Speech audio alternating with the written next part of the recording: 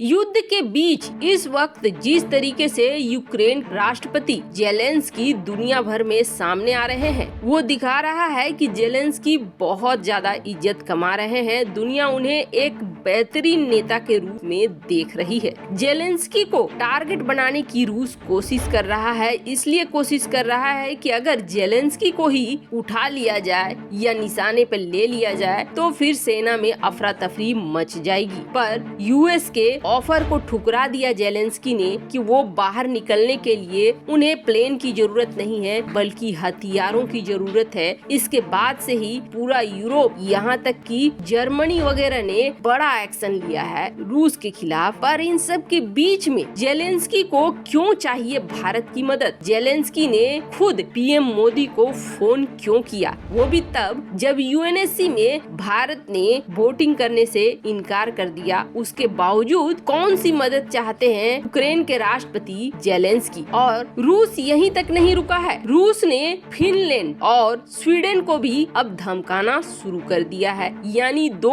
और देशों का नंबर लग गया है। इन सब के बीच में रूसी राष्ट्रपति व्लादिमीर पुतिन ने भी भारत को क्या कहा है और जेलेंस्की ने भी क्या मांग की है, जानेंगे इन खबरों को विस्तार से। भारत क्या करने वाला है, किसके तरफ जाने वाला है, क्योंकि अब असली अग्नि परीक्षा होने वाली है। दरअसल ये जो मैप देख रहे हैं आप, ये है रूस, और रूस के पास सीमा लगती है यूरोपीय देश फिनलैंड के साथ, और फिनलैंड से ही सटा हुआ है स्वीडन। अब इन दोनों देशों में ऐसा क्या हो गया कि रूस ने यूक्रेन से लड़ते लड़ते सीधे इन दोनों देशों को चेतावनी दे दी है। तो जिस तरीके से रूस ने यूक्रेन पर हमला किया और यूक्रेन को जिस तरीके से हारते हुए देख रहे हैं फिनलैंड और स्वीडन के लोग, यूक्रेन अभी तो भले ही प्रतिरोध दिखा रहा है और शायद अगर नाटो का मदद मिल जाए, अमेरिका का मदद मिल जाए तो ये प्रतिरोध बड़ा हो सकता है। लेकिन हाँ, ये भी जरूर है कि ये विश्व युद्ध का रूप ले सकता है। पर इस वक्त रूस के आक्रामक व्यवहार को देखते हुए फिनलैंड और स्वीडन, ये दोनों देश डर गए हैं। दरअसल हुआ ये है कि काफी लंबे समय तक फिनलैंड और स्वीडन ने नाटो में शामिल नहीं होने की बात कही थी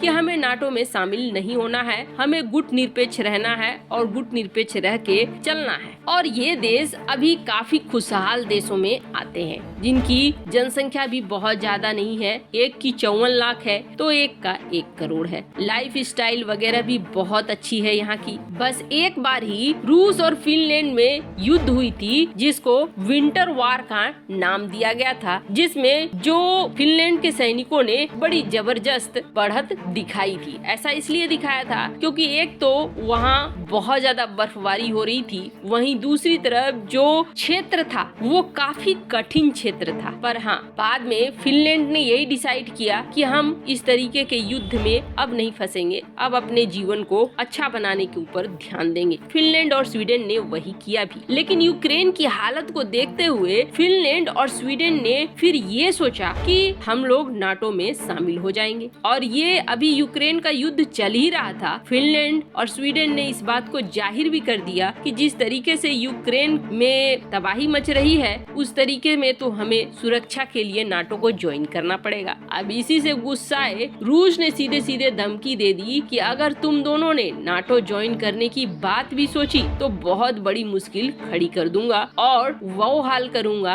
जो यूक्रेन से भी बदतर होगा, यानी डिमिलिटरी कर देना, बहुत ज्यादा नुकसान पहुंचा देना। इसकी रूस ने सीधे सीधे धमकी दे दी और इसका असर भी दिखा। फिनलैंड और स्वीडन ने कहा ठीक है, अभी के लिए हम नाटो ज्वाइन नहीं कर रहे हैं। रूस का कंसर्न है कि अगर यहाँ पर नाटो ज्वाइन हो जाता है तो फिर रूस के बॉर्डर पर नाटो सेना पहुँच जाएगी। ऐसे में रूस के अंदर घुसना उनके लिए ज्यादा आसान हो जाएगा। पर बड़ी बात ये है कि यूक्रेन ने एक ऐसी विदेश नीति दिखाई जो विदेश नीति बहुत गलत थी। अगर यूक्रेन को नाटो में शामिल होना था तो पहले ही ये हो हल्ला मचाने की जरूरत नहीं थी। अब ऐसा सिचुएशन आ गया है कि सैन्य तौर पर नाटो कोई मदद नहीं कर रहा है यूक्रेन की, और यूक्रेन ये कह रहा था हम नाटो ज्वाइन करने वाले हैं, नाटो भी ये कह रहा था हम यूक्रेन को लेने वाले हैं।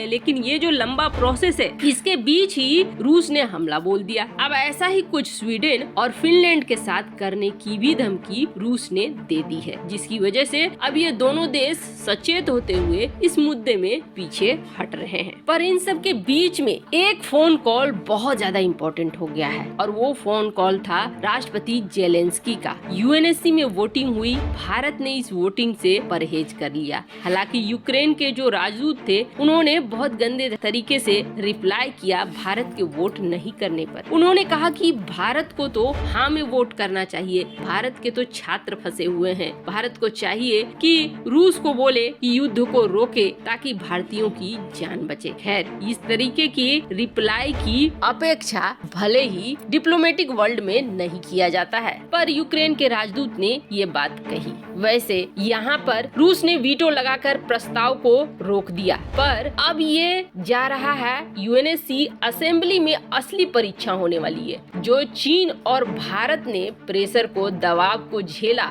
वही अब यूएनएससी में देखने को मिलेगा सब देशों के ऊपर। इसलिए कि अब यहाँ 193 देश हैं जो इस वोटिंग प्रक्रिया में हिस्सा लेंगे या परहेज करेंगे या समर्थन में देंगे या विरोध में देंगे, ये तय होगा। पाकिस्तान किसका साथ देता है ये भी दुनिया को देखना होगा। चीन क्या करता है, भारत क्या करता है। ऐसे में जेलेंस्की भारतीय पीएम को फोन करते हैं, उसके बाद ट्वीट करके वो ये बात कहते हैं कि हमने भारतीय पीएम मोदी से बातचीत की और हमने उनसे रिक्वेस्ट किया है कि यूएनएससी में आप हमारा समर्थन करिए। लेकिन आप जरा सोचिए, वैसे तो यूएनएससी की जो ये असेंबली मीटिंग है, इससे कोई खास फायदा नहीं होने वाला है। इसलिए कोई फायदा नहीं होने वाला है क्योंकि ये असेंबली कभी भी रूस को बाध्य नहीं कर सकती है उनकी बातों को मानने के लिए, सिर्फ एक दबाव बना सकती है। और ऐसे में जिस वक्त पुतिन ऐसे दिख रहे हैं गुस्से में, वो तो बिल्कुल बात मानने वाले मोड में नहीं दिख रहे हैं। पर भारत का साथ जेलेंस्की को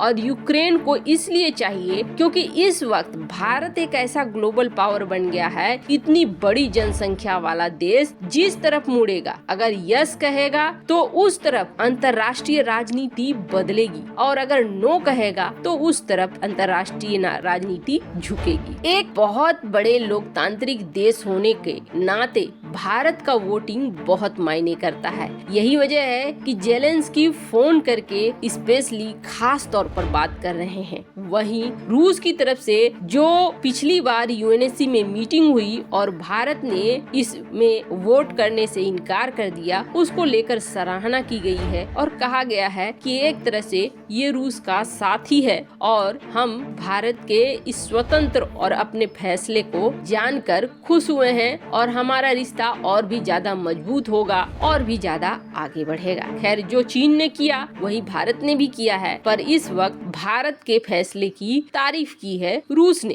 खैर, जेलेंस्की भारत से मदद तो मांग रहे हैं, लेकिन जियोपॉलिटिक्स में आपको क्या लगता है इस वक्त कौन सी कूटनीति अपनानी सही होगी? क्या यूक्रेन को समर्थन देना चाहिए या फिर रूस को समर्थन देना चाहिए, या जैसे पिछली बार किया इस वोटिंग प्रक्रिया में हिस्सा ही नहीं लेना चाहिए? कमेंट कर अपनी राय जरूर बताएं। जल्द मिलते हैं अगले वीडियो में नई खबर के साथ।